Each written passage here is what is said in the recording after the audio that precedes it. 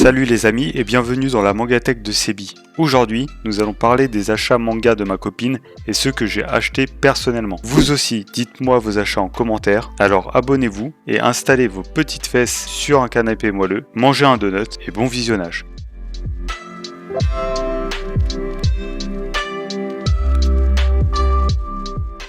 Nous allons commencer chez Akata avec un manga que ma copine a acheté mais qu'elle n'a pas encore lu. Il s'agit de L'image de Mona Lisa. On nous emmène dans un univers où les enfants n'ont pas de sexe défini. À l'âge de 12 ans, chaque enfant choisit de devenir une femme ou un homme, sauf Hinase, qui ne veut pas choisir malgré son vieil âge. Deux de ses camarades sont amoureux d'Hinase. Va-t-il vouloir être une femme pour être avec Shiori ou un homme pour être avec Ritsu? C'est un manga qui parle des normes genrées par la société actuelle, un contexte assez particulier mais original. Bien sûr, il ne plaira pas à tout le monde, mais il nous appelle à se laisser tenter avec ses dessins magnifiques et ses touches de couleurs poétiques. Chez Delcourt Tonkam, j'ai acheté Darling in the Franxx tome 5. Dans ce manga, on se plonge plus profondément dans la relation entre les différents protagonistes. Toujours aussi bien fait et aussi pervers, Darling in the Franxx nous emmène dans son univers de mecha avec toujours plus de combats déchaînés. Au vu de ma passion pour Kentaro Yabuki, je vous recommande ce manga et j'attends la suite. Nous enchaînons avec Adabana, un manga de chez Delcourt Tonkam. J'ai acheté le tome 1 car j'ai vu la jaquette du tome 3 et j'ai été immédiatement intrigué. L'histoire qui parle d'harcèlement et de meurtre en tout genre nous plonge dans un début de trilogie très addictif, émouvant et palpitant. Les différents rebondissements vous feront regretter le fait qu'il n'y ait que 3 tomes. On en veut toujours plus. L'amitié et l'émotion autour des deux protagonistes est très bien amenée. Les dessins sont percutants et vous invitent dans cet univers propre à Dabana. Vous l'avez compris, je vous le conseille énormément et n'hésitez pas à m'en dire des nouvelles. Chez Kiun, ma copine a acheté l'édition Carrefour de Doubt. Ça parle de 5 passionnés du jeu de loup qui se retrouvent embarqués dans ce même jeu mais en conditions réelles. Aucun doute possible, un loup se cache parmi eux. Arriveront-ils à le démasquer avant de se faire tuer? Nous sommes très vite imprégnés par l'histoire. À chaque petit bout de lecture, c'est comme si nous devenions l'un des protagonistes. Les dessins sont très réalistes, nous ressentons chaque émotion que les personnages veulent nous transmettre, ce qui nous aide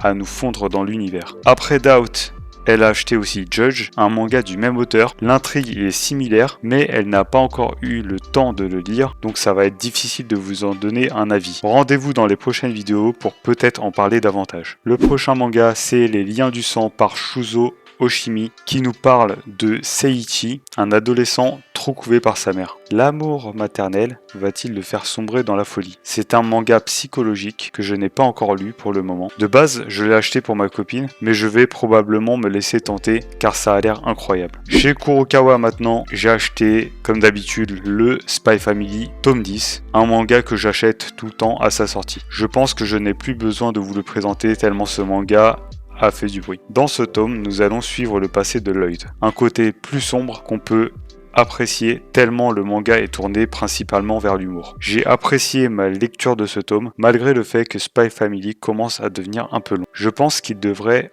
passer aux choses sérieuses et arrêter de nous embêter avec des histoires secondaires sans intérêt. Malgré cela, il reste l'un de mes mangas préférés du moment. J'ai acheté également le tome 2 de Nier Automata Opération Pearl Harbor. J'avais apprécié le 1, donc j'ai hâte de lire celui-là. Chez Mana Books, j'ai pris le tome 2 de Bufuli. Le contexte de l'histoire, elle est dans un jeu vidéo, elle aime pas avoir mal, donc elle met tout en défense. Nous suivons donc Kaede dans son périple du jeu New World Online. J'ai apprécié la lecture rapide du tome 2, l'humour est toujours présent, un manga à lire sans prise de tête. Nous passons maintenant chez Meian avec Dumbbell, un manga sur la thématique de la musculation. Moi qui suis inscrit à la salle sans m'y mettre, je peux au moins en faire en regardant les exercices. Le fait d'avoir des explications sur la base du sport et sur la nutrition peut vous aider à commencer. Je vais m'y mettre dès que possible et je vous en parlerai plus en détail dès que je l'aurai lu. On passe maintenant à Escale à Yokohama, un manga de Hitoshi Ashinano. Alpha, une humanoïde, travaille dans un café et attend son maître. Ah, parce que vous pensiez qu'il y aurait autre chose? Bah non, en fait, c'est tout. On a lu le premier tome et on se demande pourquoi on n'a pas la suite. L'histoire est banale, ne vous attendez pas à de l'action. Pour autant, suivre la routine d'Alpha nous permet de nous lier d'amitié avec elle et de profiter en sa compagnie de ses aventures. Les dessins, d'un style spécial, restent un régal pour la rétine et nous plonge dans l'univers de l'auteur. En bref, ce manga n'est pas bourré de rebondissements, mais ne vous empêchera pas de siroter une petite tasse de thé tout en profitant du monde relaxant d'Escale à Yokohama. Les 3 prochains tomes que nous n'avons pas encore lus sont Nos différences enlacées, Kuma Kuma Beer, que ma copine a acheté, et Gannibal. J'ai hâte de lire le tome 1 de Gannibal, car j'en ai entendu que du bien. Ce style de manga va me sortir de ma routine. Si vous ne savez pas de quoi ça parle, Daigo, un policier, et sa famille sont mutés dans le village de Kuge. Cependant, les villageois sont des cannibales, mais eux ne le savent pas. Va-t-il percer le mystère qui règne autour de ce village? Et nous terminons par les éditions Pika avec la suite de l'Atelier des sorciers que je n'ai pas encore eu le temps de lire, mais je vais m'y atteler rapidement car ce titre est juste magnifique. J'ai adoré les premiers tomes et je vous le conseille énormément si vous aimez la magie. Komi cherche ses mots. Tome 1. Une histoire qui vise l'anxiété sociale de Komi. C'est un thème qui peut atteindre pas mal de personnes qui sont dans le même cas. Je vous en dirai plus après l'avoir lu. Le tome 4, couleur de The Quintessential Quintuplette. Je continue la série en couleur car j'aime bien cette série, voilà, rien d'autre à dire. Le prochain manga c'est Grand Blue Fantasy, un manga que je ne connais pas du tout, mais que ma copine a acheté et n'a pas encore lu. Petite anecdote, quand je suis parti au Japon avec mes amis, je ne savais plus trop quoi acheter et je suis tombé sur des cartes de Grand Blue Fantasy que j'ai trouvé sympa.